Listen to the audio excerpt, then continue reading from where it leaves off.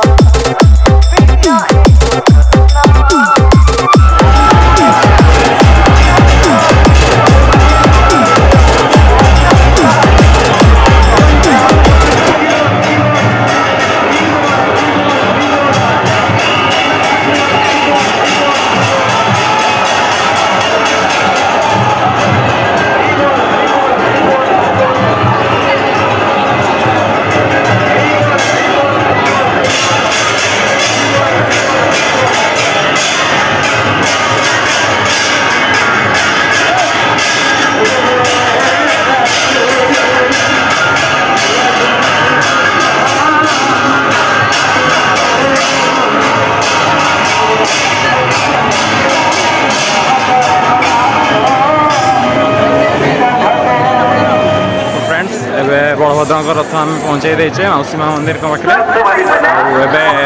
सुभद्रा रथ टणा हम, तो सर झील मैंने टाणे आम घर को जा। तो नेक्स्ट काली आसिक जगन्नाथ रथ टाणा मुझे छाड़ी आप देखिए एंजॉय करेंगे।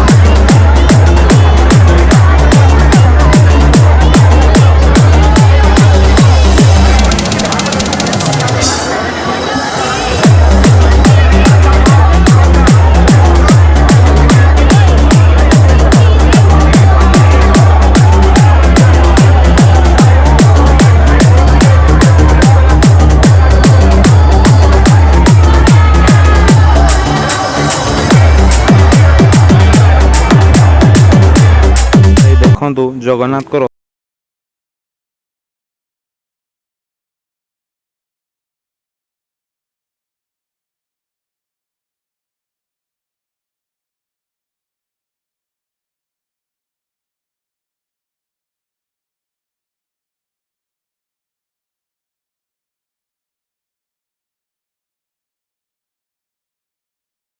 रथर पार्ट 1 ब्लॉगटा आज ये एंड कर आशा करी निश्चय भाव में आपको भल लगे। तो रथर एमती बहुत ही ब्लॉग आसबार अच्छी तो एंडटा मिस करेनि आउ बहुत शीघ्र पार्ट 2टा भी आसो ब्लॉगर। तो देखापी मो चैनल को सब्सक्राइब करनी। तो देखा खूब शीघ्र ब्लॉग 2 पार्ट 2 रे से रोच जय जगन्नाथ।